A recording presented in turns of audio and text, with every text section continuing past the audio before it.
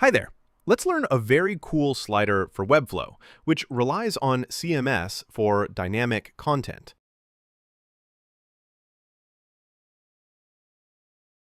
Let's dive into the tutorial and layout first. We need to add a section, which will act as our hero section.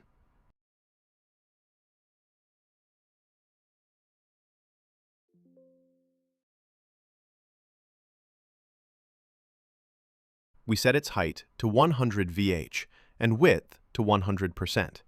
Also, we need to make the background color black.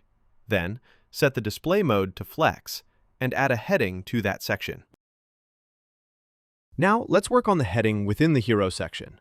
This is just placeholder text, nothing magical about it.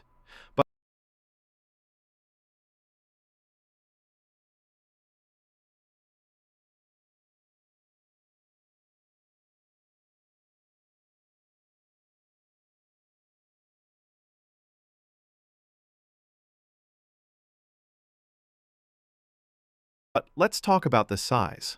We are using REM as the font size. REM simply means the text size is based on the browser's default font size. So it's basically a way to make text scale nicely across different screens, and it keeps everything responsive. Let's add another section, which will be the container of our slider. We are going to set up this slider container first, and then use CMS to make sure it's dynamic. Now let's talk about the height of this section. It's going to be set dynamically based on the number of our projects.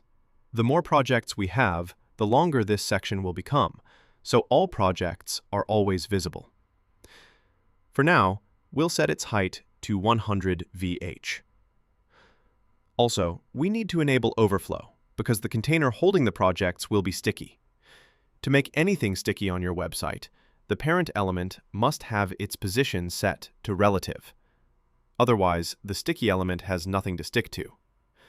So remember, sticky child, relative parent. That's the rule. Here we are just creating a CMS collection. Everything is placeholder for now, and using the projects Webflow can generate for us.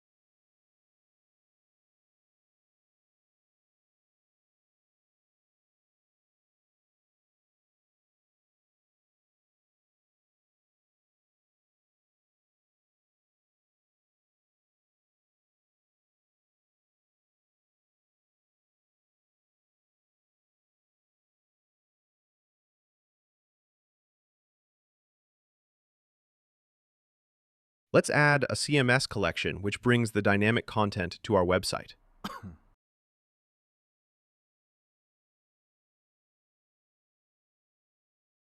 A quick tip, I removed the second section as we get 3 elements by using a CMS collection, but we'll reuse its class name, so nothing changed.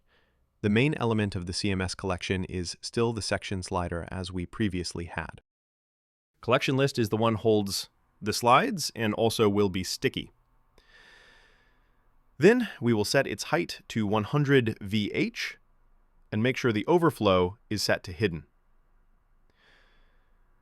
Since we use GSAP library, we don't need to set its position to sticky. GSAP provides something similar, which we use in our codes.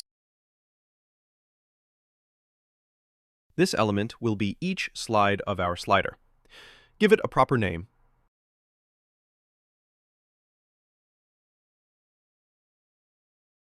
Set the width to 100% and height to 100 VH. Let's connect the CMS collection to the projects we generated.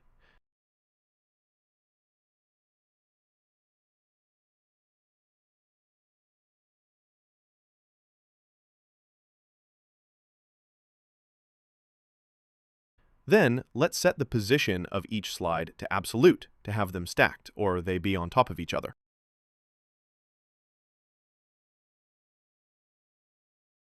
For our slides, we need an image. Give it a proper name. If you want to reuse the JS code I shared,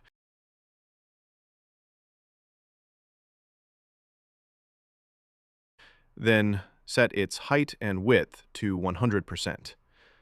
We need to also make sure the images are connected to main image of our projects collection.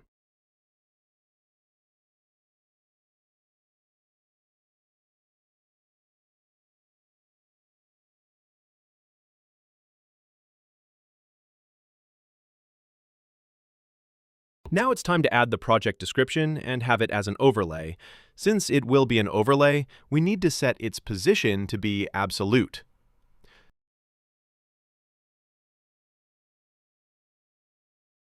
We need to connect the text to our CMS collection to show the project description.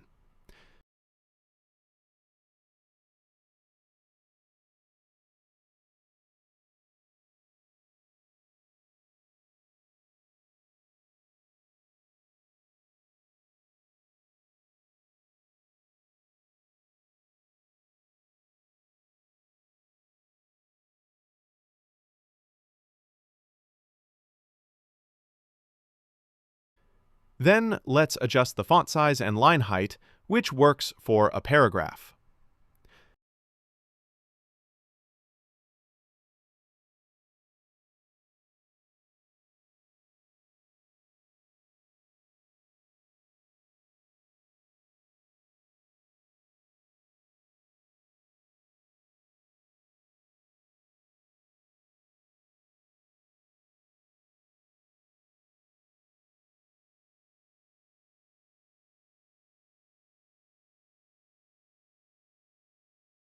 To make the image be a bit darker so the text has enough contrast, add a filter to the image and set brightness to a value below 100 if you want to make it darker.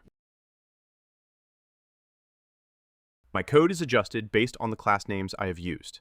If you follow the same class names, you would be fine. Here we import the libraries we need. Linus is need to enable smooth scrolling.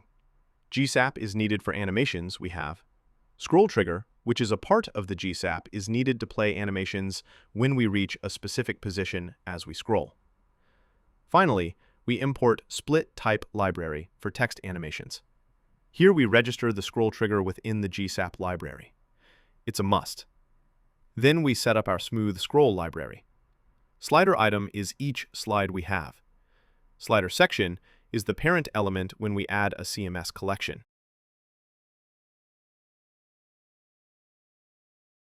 Here we define how we want to work with split type library. We want to split each text description into separate lines. Then, each line must have a span, which holds the words of that line.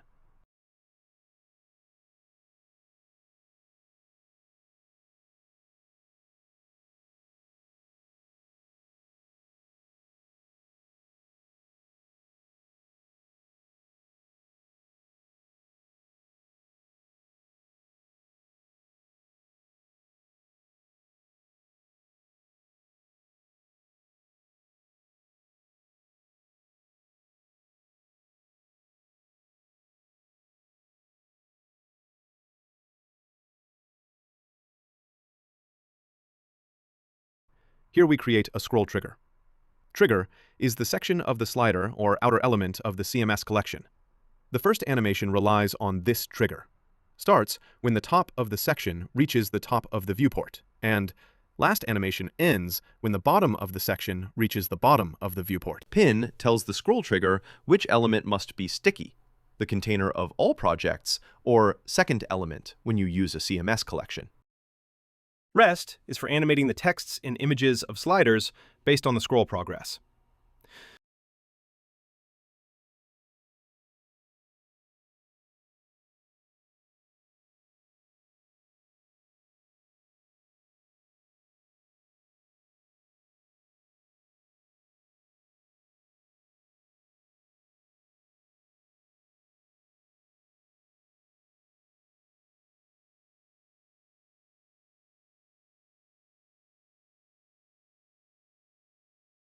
If you like this video and want to have more, please subscribe to my YouTube channel. You can grab code from description